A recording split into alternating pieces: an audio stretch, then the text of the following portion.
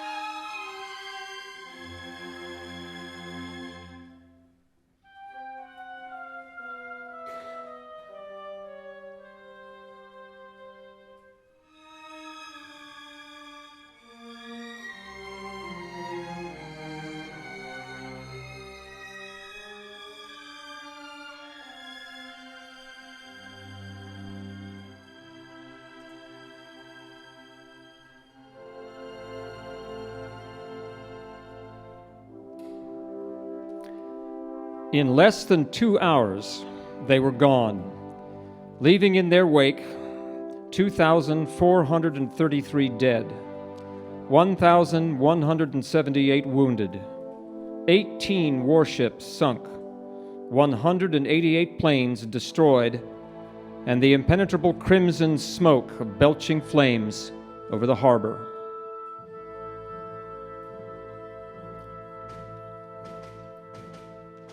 The sleeping giant awoke. The American people became consumed into the persona of one, bounding determination to regain themselves. World history would never forget.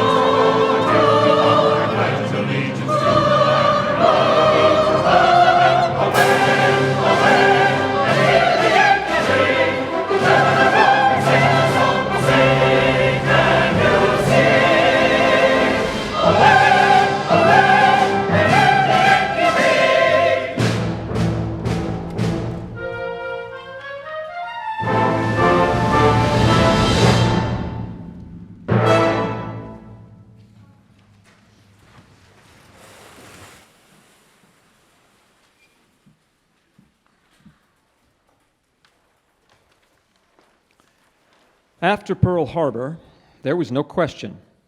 America was at war. Recruiting stations became jammed with eager young men, such that by the end of the war, nearly 16 million Americans had served. Everywhere, people rushed to buy war bonds, and listless pre-war America became electrified with the energy of the war industry and the ongoing products of what the world would realize to be the mightiest military armada in history. At the peak of production, the U.S. claimed $6 billion of war materials each day, more than all of the Axis nations combined.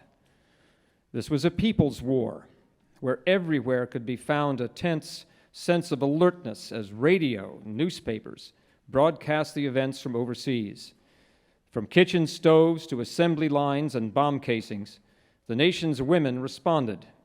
From baking pies to adjusting detonator mechanisms, from sweeping the front porch to riveting a fuselage. From the quiet parlors to the noisy volunteer offices, they came to meet the demands of the home front at war. War bonds, blackouts, food and gasoline rations, calls for fitness and sacrifice were now the reality, a reality that bonded the nation's sectors into what Hollywood would epitomize as the American way.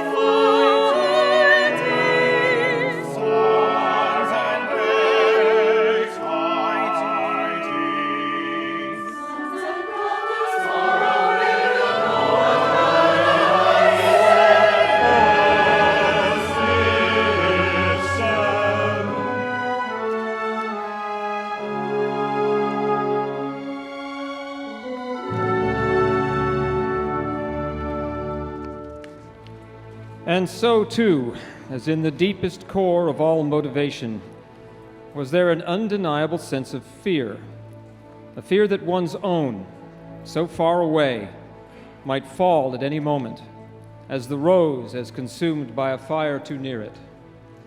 Those men moving over Europe and the South Pacific were our boys.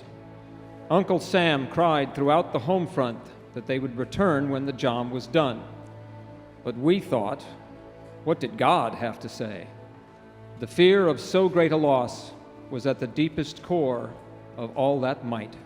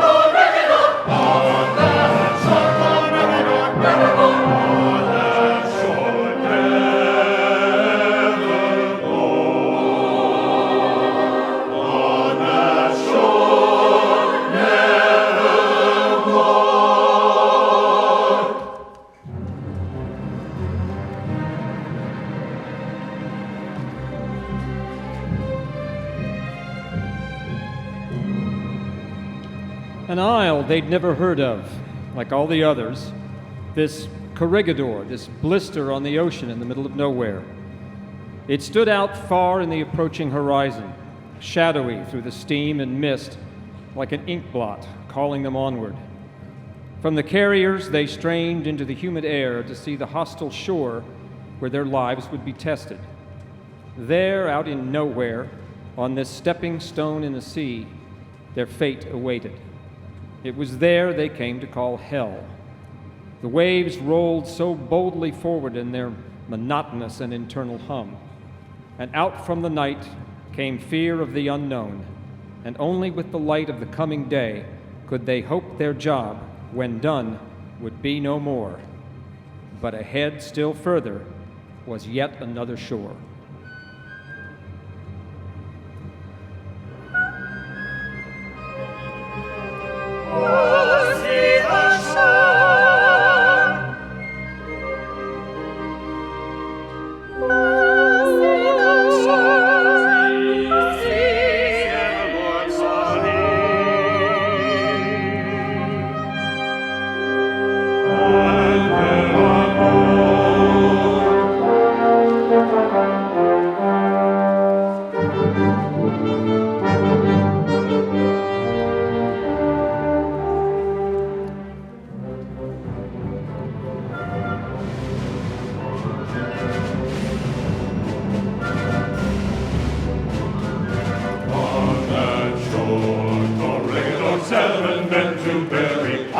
Surely the rulers told me that there will be more.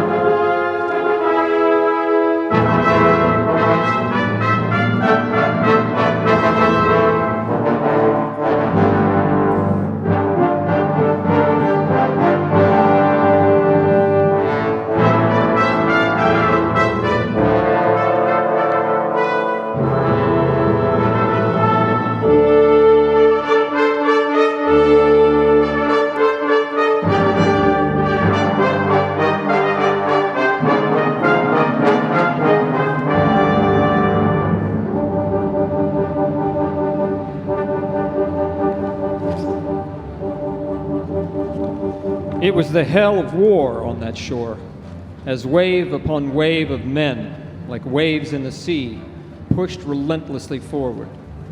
But unlike the natural call of the sea, these men wanted anything but to be there.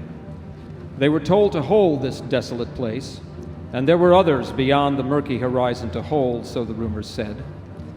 And so they went on to that shore, and the next, these brave, valiant, and frightened men, as more and more of their comrades fell around them with each strange and hostile landscape in the vast and endless blue.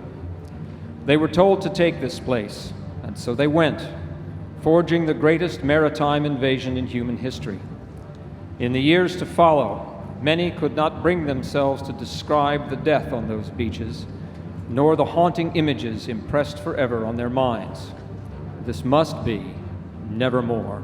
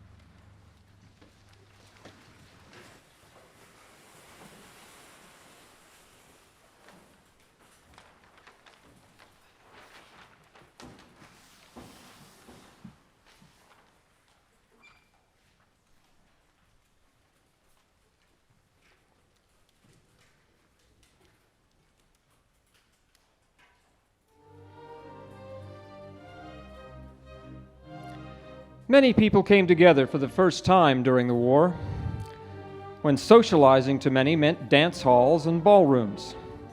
Many GIs rushed off to get married weeks or even days before they were to be shipped overseas.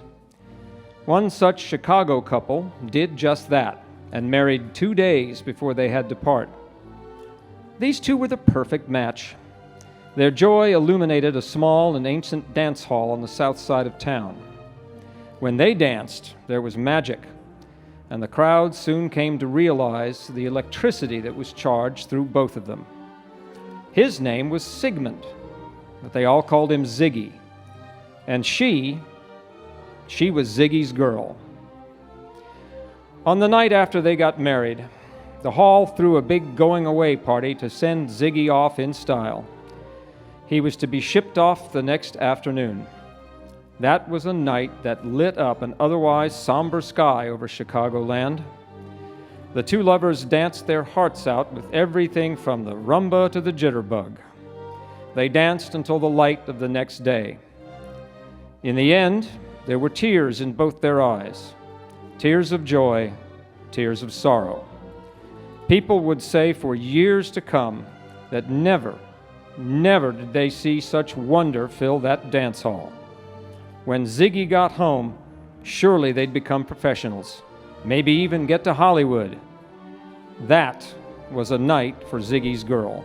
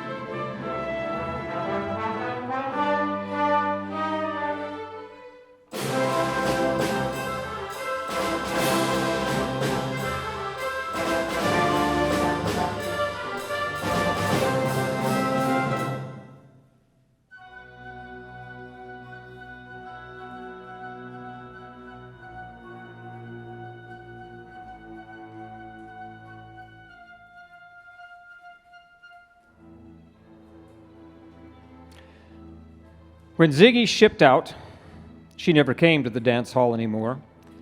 They said she spent her free time crouched up near the radio writing letters. That dance hall just wasn't the same. Nothing would be the same until Ziggy got home. Sure, the lights still twinkled, the band played on, the crowd still came to watch the dancers and listen to the band. The slightly off-key drone of the ballroom still filled the alleys out back with the echoes of the night, hollow and formless. The people inside sensing with every beat that something was missing. The trumpet seemed to cry out that nothing would be the same until Ziggy got home.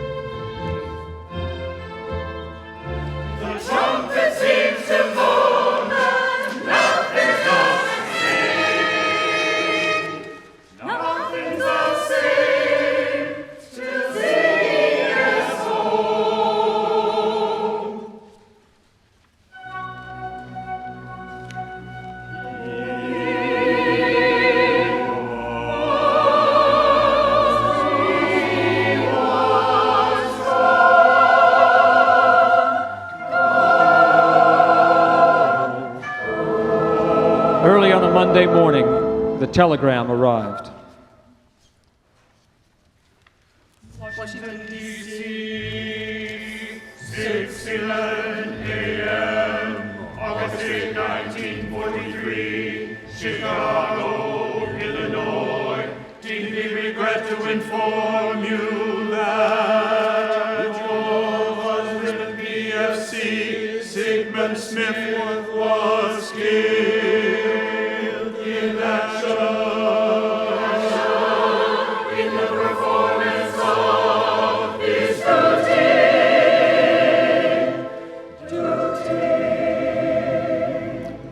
Of his duty and service of his country. No information available at present regarding disposition of remains. Temporary burial in locality where death occurred probable. You will be promptly furnished with any additional information received. To prevent possible aid to our enemies, do not divulge the name of his ship or station. Please accept my heartfelt sympathy, A.A. Dorian, Lieutenant General, USMC, Commandant, Marine Corps.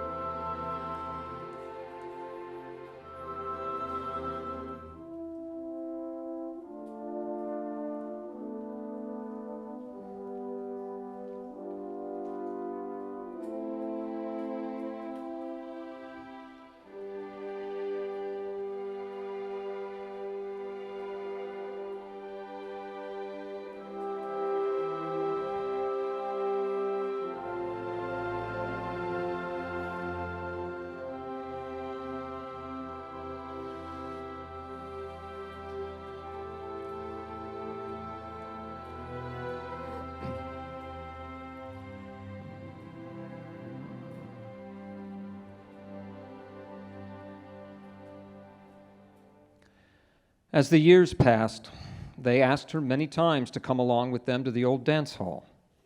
She always refused. In the 1950s, the hall was torn down to make way for a parking lot. After that, they lost track of her. And besides, by then everybody had gone their own way.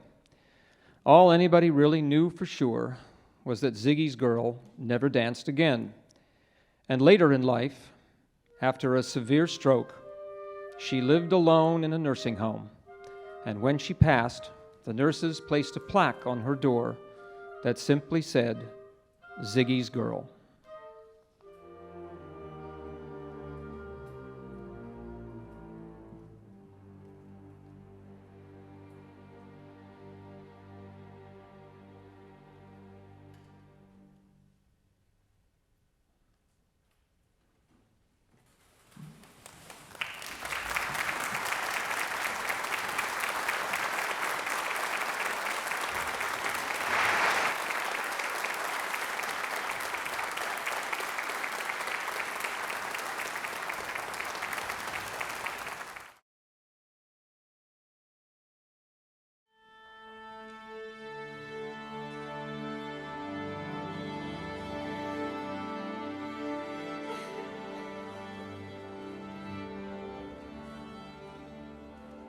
Good afternoon, ladies and gentlemen. My name is Michael Karasis, and welcome to the Harper College Performing Arts Center as we all today pay tribute and honor to the heroes and Americans of World War II America, our greatest generation. It has been said that art and music is man's greatest expression of his nobility. If that is so, let music sing on of that freedom so preserved by the courageous work of the past. For in our freedom, we become ennobled. And in our nobility, we all breathe free. Let us forever show gratitude and complacency for those many who died on those battlefields. With a rounding ring of applause.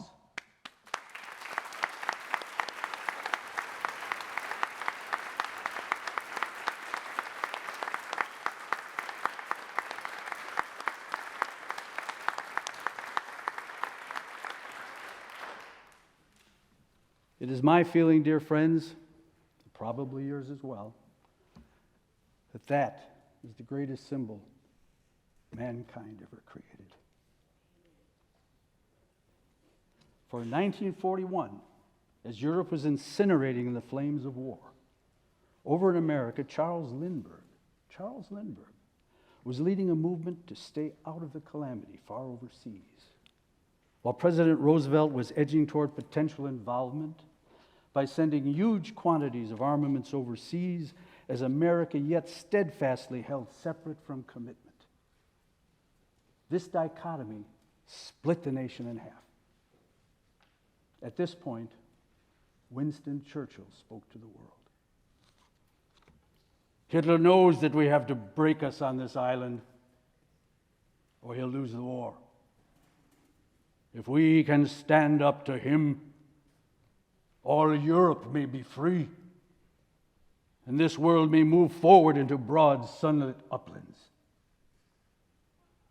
But if we fail, then the whole world, including the United States, including all that we have known and cared for, will sink into a dark abyss of a new, dark age, made more sinister, made more protracted by the lights of perverted science. Later that year, as we all know, America changed forever. Let us now hear what some of these heroes had to say. The great composer, song, and dance man George M. Cohan once said that when our freedoms become threatened, we anxiously look up to be sure our flag still flies over our heads.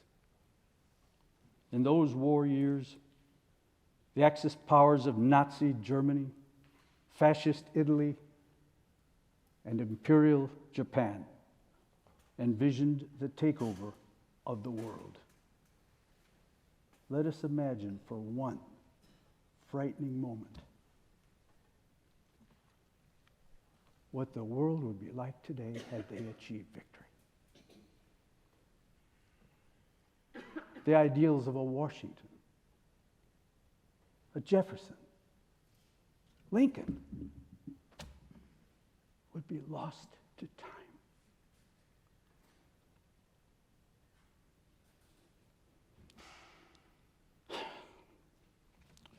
I wish to thank my dear friend and musical colleague, Maestro Tony Porter, for his expertise and guidance in the production of a huge event. Also, to thank Diane Leeson, our concert mistress, for many tasks and enthusiasm throughout. I'd like to thank narrators Clifton, Truman, Daniel, and Wesley Daniel for taking the time from their busy schedules to be with us today. Andrew Lewis, chorus master, thank you. Soloist Melissa Pagano, thank you. And other soloists from the chorus for your hard work. Thank you to the VFW Tri-City Evergreen Post 2298 Honor Guard, led by Commander Eric Piwawar, for elevating this occasion. And finally, I wish to thank Mr. Petter Walbach out in the audience today for translating my handwritten scores into print. And being a conductor himself and composer himself, offering me many, many helpful times of advice. So now, ladies and gentlemen, let us continue. The Government Issue Orchestra, the Elgin Master Chorale with soloists, narrators Clifton, Truman, Daniel, Wesley Daniel, all under the direction of Maestro Tony Porter, present the second half of Government Issue. Thank you.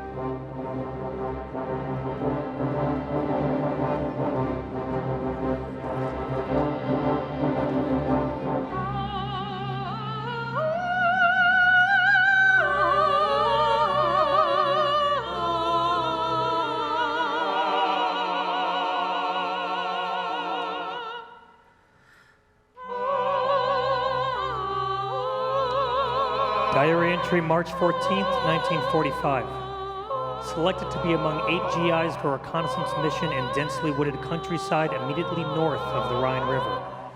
Extreme caution urged and that pockets of enemy resistance could turn up anywhere. Though it is known by everybody that the Nazis are withdrawing back towards Berlin. 2 groups of 4 given detailed instructions today. Our group to take the old road along the river and into the forest toward the north over the wooden bridge at the Gestad crossing. We leave tomorrow. March 16th, 1945. Back at base, lucky to be alive. What's happened in the last 2 days is hard to believe. Cannot go on today. March 17th, 1945.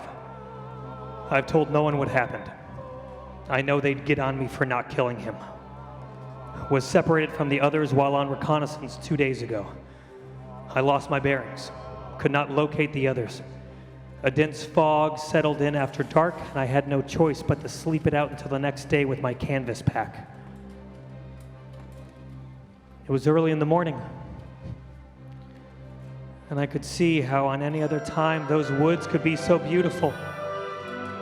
The smell of the pines made me think of Christmas, and I could just glimpse a ray of sunlight through the clouds now and then. The birds sang as though everything was carefree. It would have been easy to believe I was someplace in heaven. It didn't seem real. Peace in a place there was no peace. But this it was. And the Germans are everywhere, and I was alone.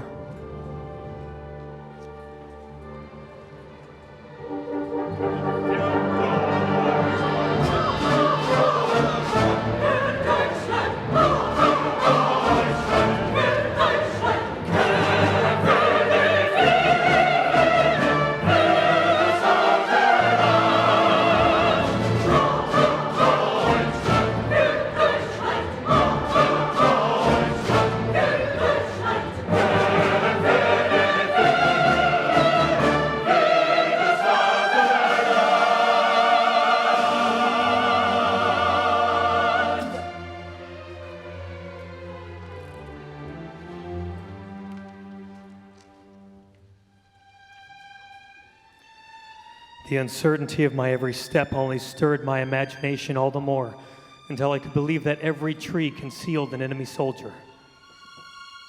Then I came upon a clearing where the mist was beginning to rise and burn off from the early morning sun. I stopped and quietly strained a view through the fog before I went on.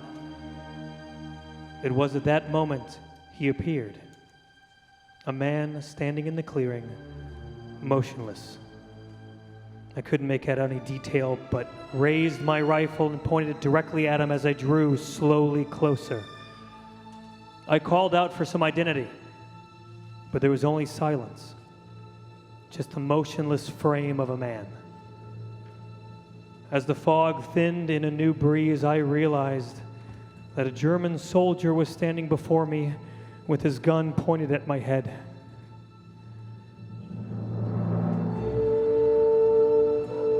I remember breathing so heavily, I thought I was going to faint. My hand trembled and squeezed the rifle to the point where they were in pain. 3 minutes of stone silent eternity passed. Not a sound, not a movement. Now I could see his eyes squinting over the eyepiece of his rifle. I'll never forget those eyes. They gave me no hint as to what he was going to do. I was certain now that I was going to die. I squeezed the trigger even harder.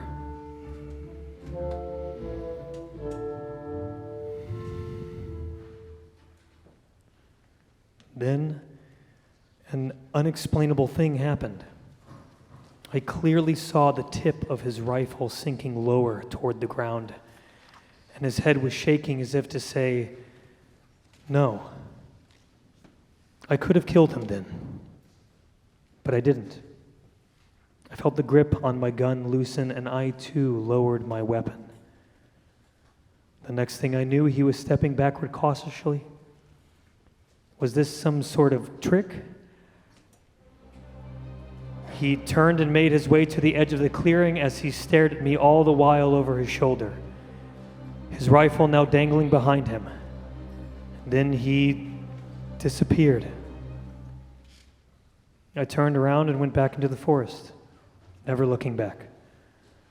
I never spoke to anybody about what happened then, and until now, to no one since.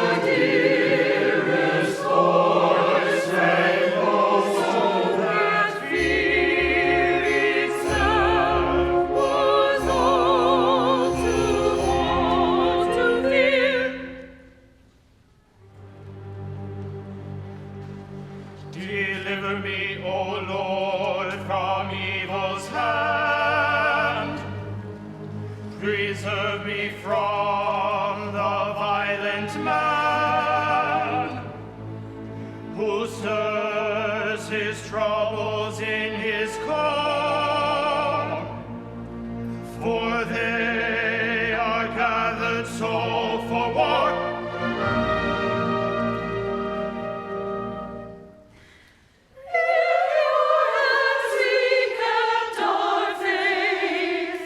And standing with zeal and grace, there were none who did not take us one Nation's soul was in your face. Oh, keep me from the wicked's brand.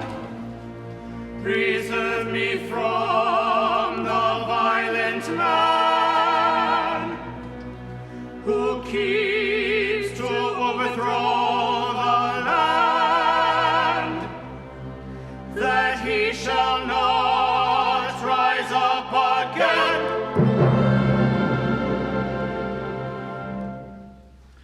Why, dear Franklin, So taken away, with thy final victory, what once was sad, what once was sad away.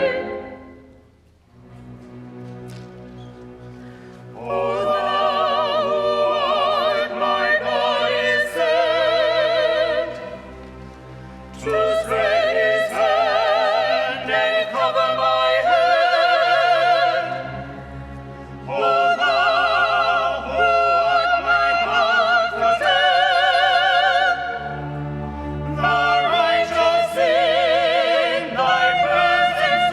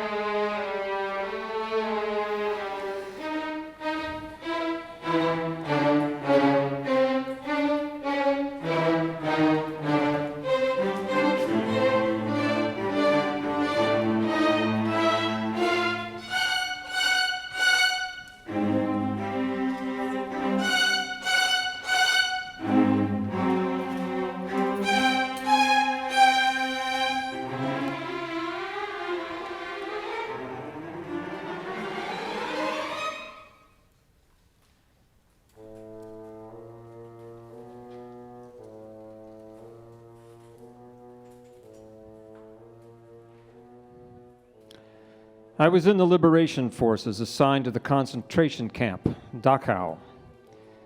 I remember to this very day the smell of the place. As we approached the gates, we could see through the barbed wire fences all around. Prisoners were everywhere, lined up near the gates, burned out barracks. We thought they'd overrun us when we finally got in, but they just stood there, huddled in random groups around large mounds of earth and ashes. They just stood and stared at us like zombies. As the nurses were with us started attending to them, two of my buddies and I went off to the right on what looked like a frontage road around the compound. The Germans had evacuated not long before we got there, and there were still fresh wheel ruts in the mud. The prisoners, dressed in rags mostly, wandered aimlessly everywhere, looking like they were in a trance. There was no expression on their faces. When we came up to a small group of them, the horror in their faces struck me for the first time. The stench in the air didn't seem to concern them at all, but it got to where we had to wear handkerchiefs over our noses. That smell was rancid, rotten meat, excrement. As we went on, they seemed just to stare with blank, total indifference. I remember how hollow their eyes were. There was no color in their faces. They were pale as ghosts, and their hands were no more than skin over bone. Some couldn't bear the weight of their own bodies, so they crawled slowly here and there.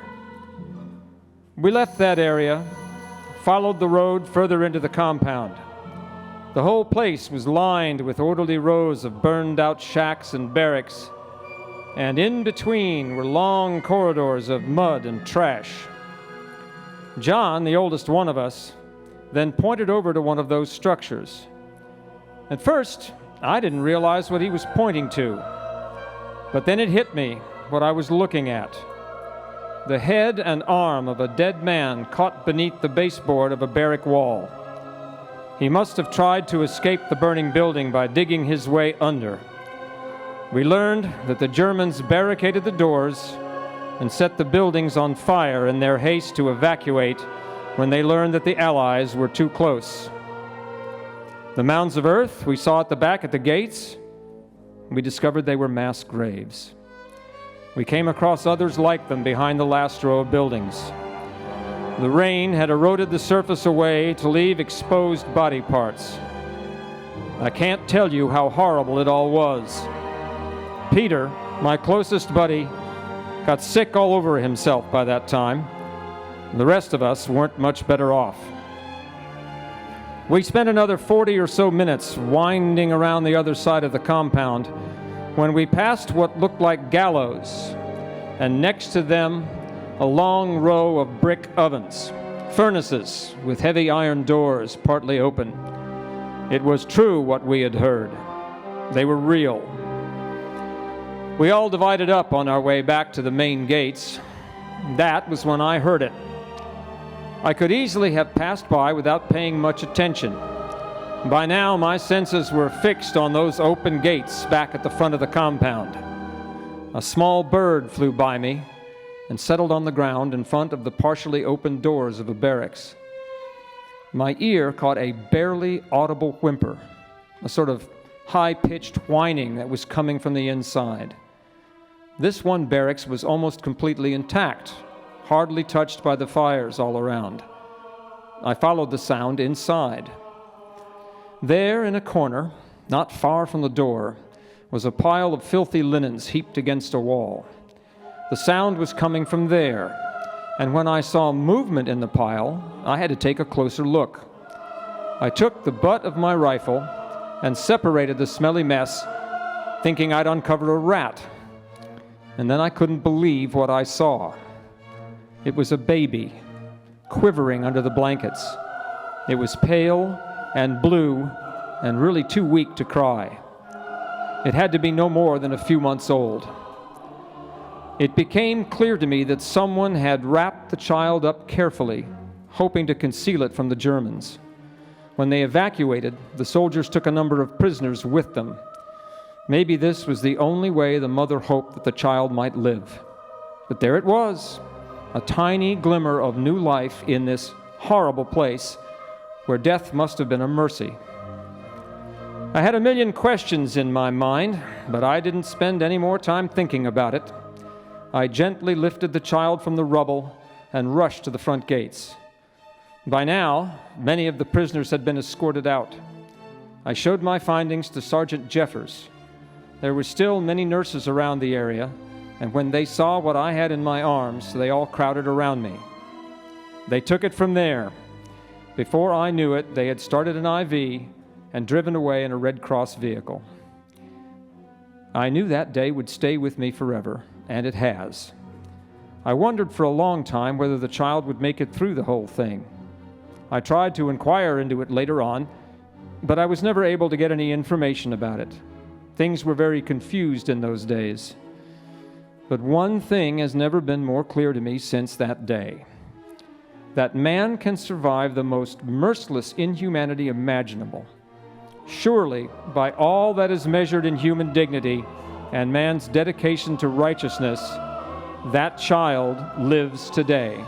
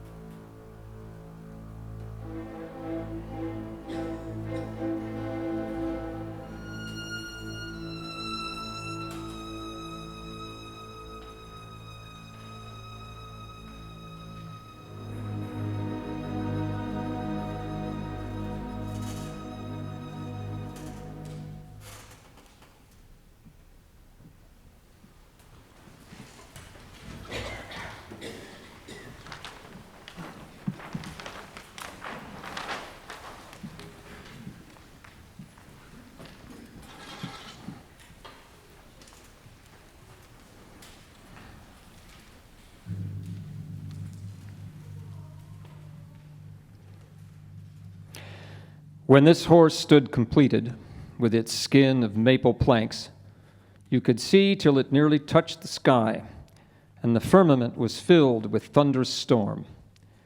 With blood it is that you must buy your passage home. This was the prophet's interpretation of the omens.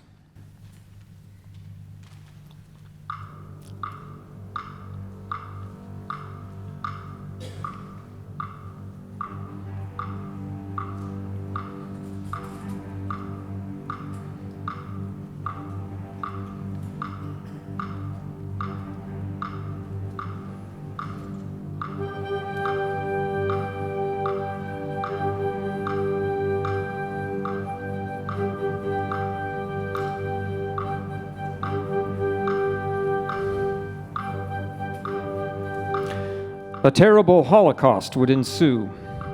That would be the destiny that awaits. And so the doom-laden engine climbed the walls with its womb full of death.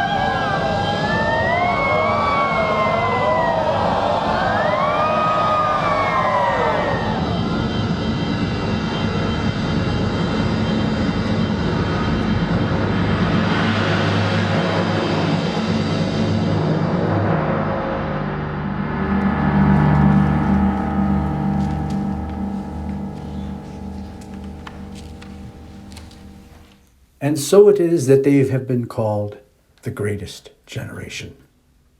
And if history proves that to be so, it is we, their children, who have inherited from their trials not only our own freedoms, but our very strengths as well.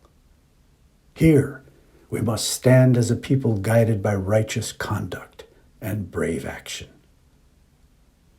2,500 years ago, Plato taught of the guides for all righteous men. Wisdom, the chief of the divine goods. Next, temperance of our fellow men. And from the union of these two, we have justice. And finally, on the scale of virtue, we have courage. Since 1945, there have been many other trials. The Korean War, Vietnam, Afghanistan, Iraq, 9/11, and it goes on. We have today the technological capabilities that could not even have been imagined in the war-torn world of the 1940s. In our sights, we have our own destiny. We today must and will empower future generations with the nobility and responsibility that our mothers and fathers possessed. Yes, as our generation passes, we too will hand to the next our blessings by our own commitment to what is most precious to us all: our freedom, our compassion for one another, and our love of humanity. Our greatest generation taught us just that. Yes, we are their children. And by all that is most sacred, not only does that child of Dachau live today, but our children shall see a sun that outshines all the darkness of the past. We will honor the gifts we have been given, because it is within us to do so. Let us rely not upon reputation or wealth, but upon our own conviction. To this, let all our reasoning tend, and we will know that by thus only men are made free. Eleanor Roosevelt once said, "Lest I keep my complacent way, I must remember somewhere out there a person died for me today. As long as there must be war, I ask and I must answer. Was I worth dying for?" Man is capable of a global understanding that precludes war. Like a dove in a branch, it is within our reach. Let us walk with our arms outstretched, for we can, we must, and we will one day hold it in our hands.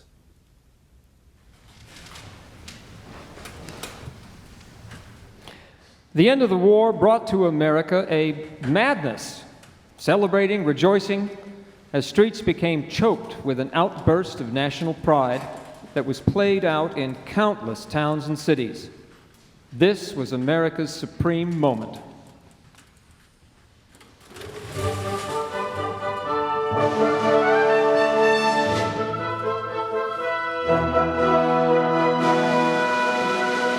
She's a grand old flag, she's a high-flying flag, and forever and ever she reigns. She's the emblem of the land I love, and the home of the free and the brave.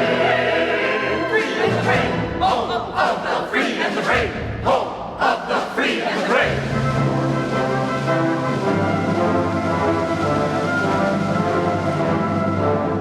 Anchors away, my boys, anchors away. Farewell to college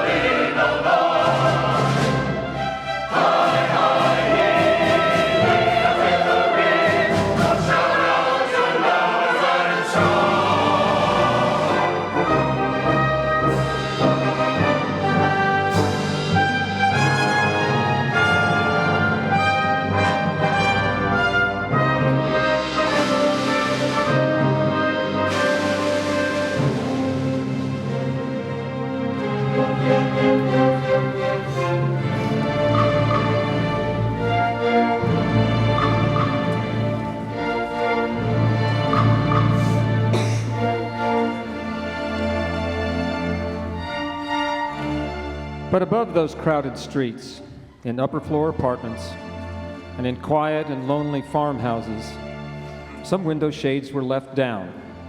There was no solace for those inside. For those families broken by the war, loved ones lost forever, there was no rejoicing. The war had brought that to America too.